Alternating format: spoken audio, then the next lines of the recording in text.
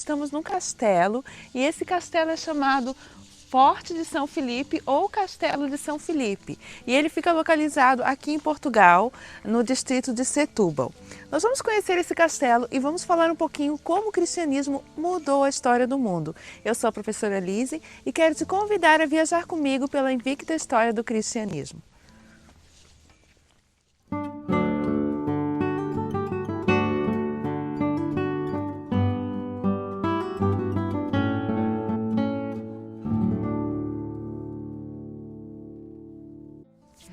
E a título de curiosidade, nós estamos agora no extremo oposto do castelo. Nós entramos por ali, passamos aquela escada, passamos pela capela e chegamos aqui numa área aberta. E aqui é muito interessante observar o sistema de defesa. Se você vier comigo aqui, você vai ver que daqui de cima podia se ver claramente o mar. E aí então se defender do ataque dos ingleses, dos holandeses, dos espanhóis e dos piratas franceses e mesmo da África que vinham por aqui para atacar Portugal. E aqui você vai ver as três estruturas de muros de defesa. Aqui você tem o primeiro e o segundo aqui em cima. E ali, muito interessante, que provavelmente seria uma rota de escape, porque se o inimigo entrasse pela entrada do castelo, que nós passamos ali aquela rampa agora, e não houvesse mais como se defender, ainda haveria aqui uma rota de escape para evacuar o castelo pelos seus fundos. E o sistema de defesa dos castelos é algo incrível. Para nós que gostamos da história, é maravilhoso observar isso. Se você vê aqui, você vê essas janelas de onde os flecheiros podiam se posicionar e eles tinham uma visão perfeita aí de qualquer um que ia subindo. Aqui nós temos 3 janelas, olha aqui. Então aqui, qualquer pessoa que viesse subindo para tentar tomar o castelo poderia ser facilmente atingida por aqui. Ali onde está passando aquele carro é a porta do castelo por onde nós entramos. Então você vê que daqui eles têm uma visão total do castelo. Aliás, é a primeira porta, não aquela segunda que eu mostrei para vocês. Aquela segunda já é depois de vencer a primeira defesa.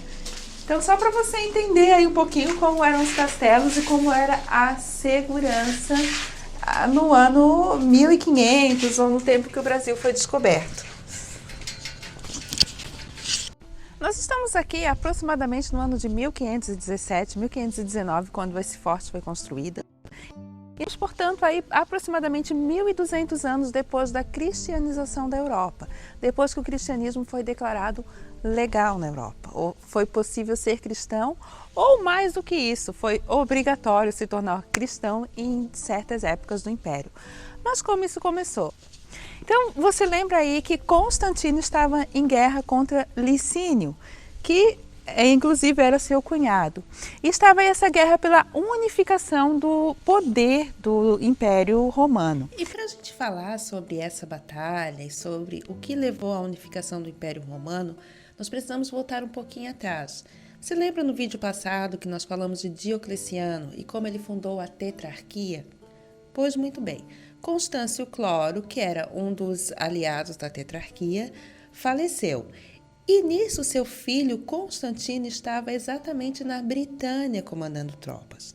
Lá mesmo na Britânia, na cidade de York, ele foi proclamado César no lugar do seu pai. Só que ao mesmo tempo, Mexêncio, o filho do Maximiano, apoderou-se da Itália e da África do Norte, e ele teve para isso o apoio da guarda pretoriana, vencendo Severo. E com isso, Galério também apontou Licínio. Então, nós temos aí novamente uma espécie de tetrarquia, porém não com o consentimento de todos agora. Vai iniciar, então, uma guerra civil. E essa guerra civil é aquela guerra que vai durar 18 anos. Vai ser um período bem complicado no Império, onde Constantino vai tomando o poder pouco a pouco. Uma das partes decisivas da batalha para vencer Maxêncio, ou Magêncio, dependendo de como a pessoa aí quiser pronunciar o nome dele, vai ser exatamente na Ponte Milvia. E essa batalha para o cristianismo, ela é chave. Vale aqui lembrar que as forças de Mexêncio tinham muito mais soldados que as de Constantino, E antes dessa batalha, da batalha decisiva, Constantino teria tido então uma visão. E nessa visão ele vê um símbolo cristão e ouve uma voz: com esse símbolo vencerás. Constantino então põe esse símbolo cristão nas bandeiras do seu exército e marcha sob esse símbolo que você pode ver aqui. E quando Constantino é vitorioso, ele é convencido então do poder do cristianismo. Vai aí levar algum tempo, mas o cristianismo vai passar a ser a religião dos imperadores de Roma. E com isso, muitas pessoas começam a se converter ao cristianismo.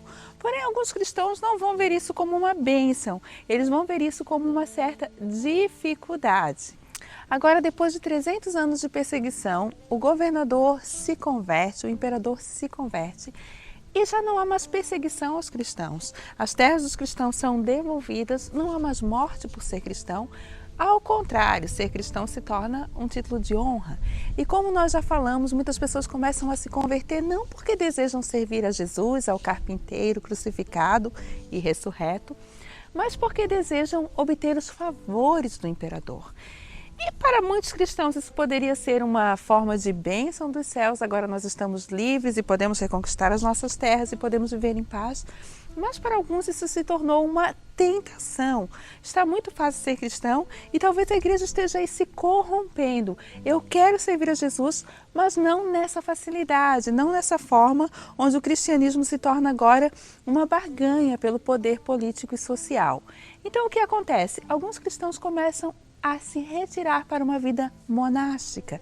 Nesse período, muitos vão para a Síria, para o Egito e para o próprio Israel para viver uma vida celibata, uma vida monástica. Se inicia então um outro evento muito conhecido no cristianismo, um fenômeno muito conhecido: os conventos e monastérios. E aqui em Portugal nós temos muitos conventos e nós vamos visitar hoje um dos conventos, chamado Convento de Jesus, aqui mesmo em Setúbal, onde nós vamos conversar um pouquinho mais sobre como surgiu essa vida monástica dentro do cristianismo.